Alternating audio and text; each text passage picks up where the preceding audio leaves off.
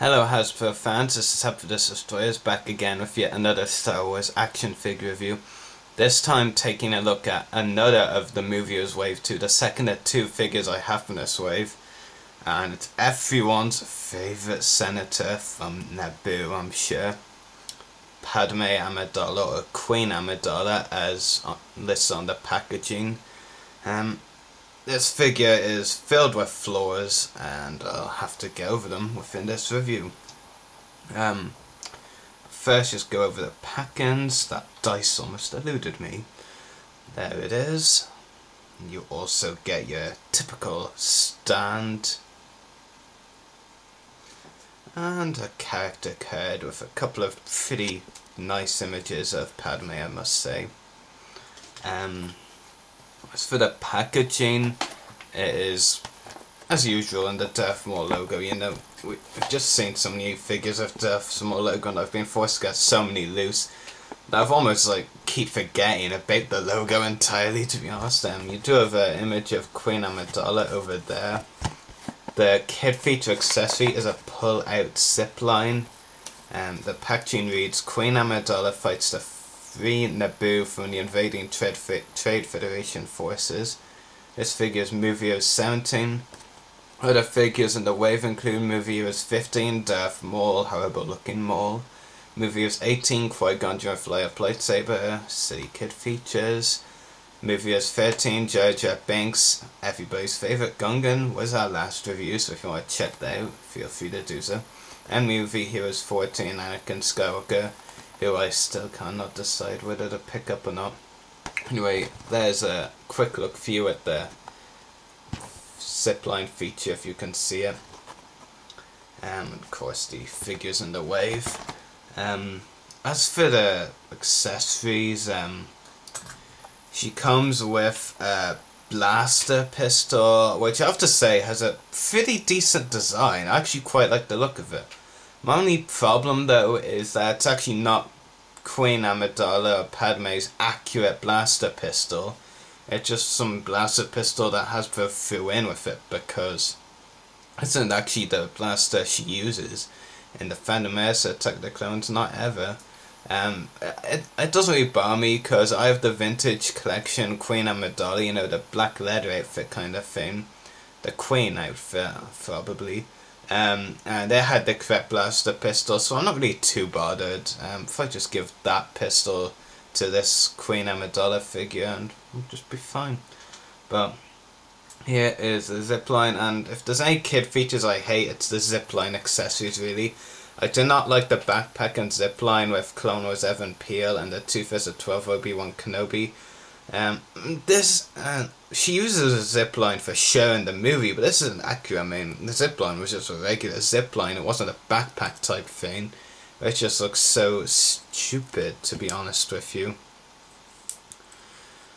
I really don't know. I really don't like these zipline accessories. It does fit on her back, of course. Otherwise, there wouldn't be a peg. So, there we go. That's what's fit onto the back of the figure.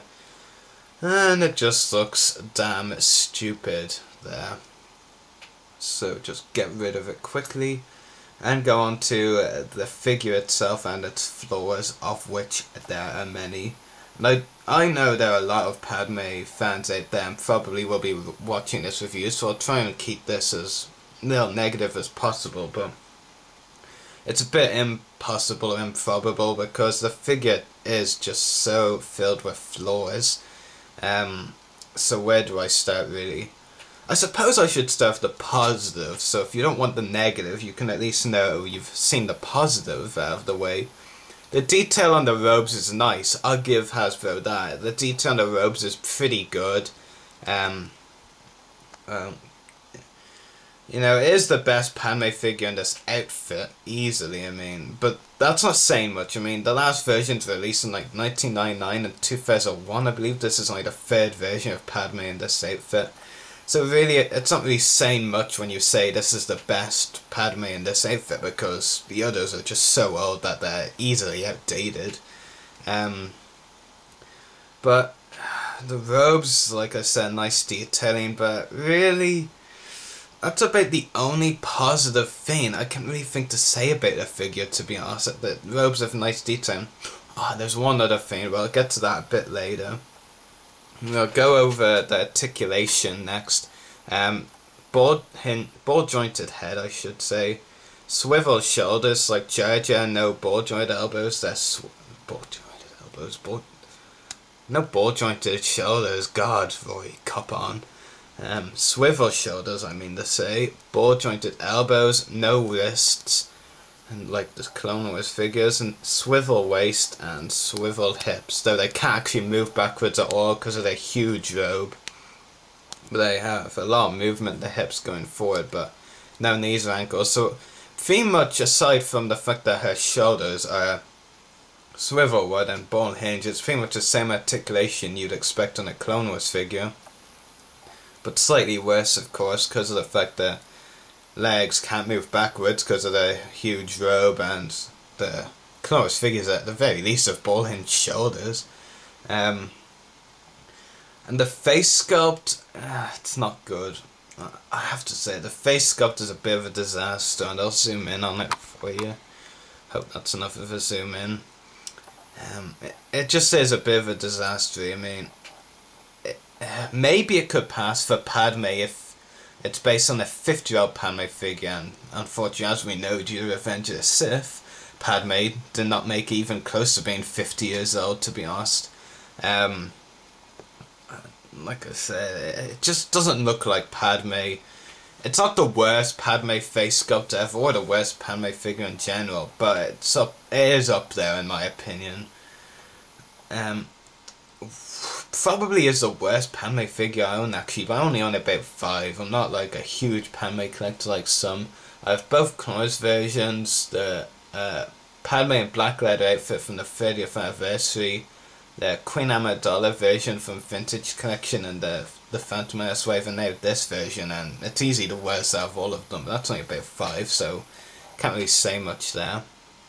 But it's just not that great. The face sculpt is poor, and the other positive thing, actually, briefly mentioned earlier, it's actually the hair. I think they've sculpted the hair on really well. I mean, got the hair pretty accurate to the movie, but I mean, there's not really much positive if all you're commenting on positive wise, except for the robes, is hair, so not really too positive, am I? I really do need to get back to positive reviews. I mean, I have to throw in a bit of negativity to spice things up around, I guess, but it's just not that great. Like I said earlier, it is clearly the best Padme I've heard in a Naboo gear outfit, but it's by no means even close to being the best Padme figure as a whole. But it is okay if you really... the only ways I'd really recommend this figure is if you're a big Padme collector, like you want literally every Padme figure. If you want to do like a full diorama or stop motion based on the Phantom Menace, then you probably need every Phantom Menace figure there is, including this one. But realistically, aside from those 2 reasons, I don't really think there's much reason to buy this unless you really, really want a Padme and Naboo battle gear, because this would be the best one to go for. Sorry, but I'm gonna have to rate this figure about 3.5 or 4 out of 10 at best. It's just not that great, not that... It's certainly more appealing than most of the Wave, don't get me wrong. Only Jar Jar in the Wave is better in my opinion, but still not that great, and movie heroes in general, in my opinion, is not that great. The sooner a movie heroes dies or goes away, the better for collectors and all, and not even kids are buying this, to be honest.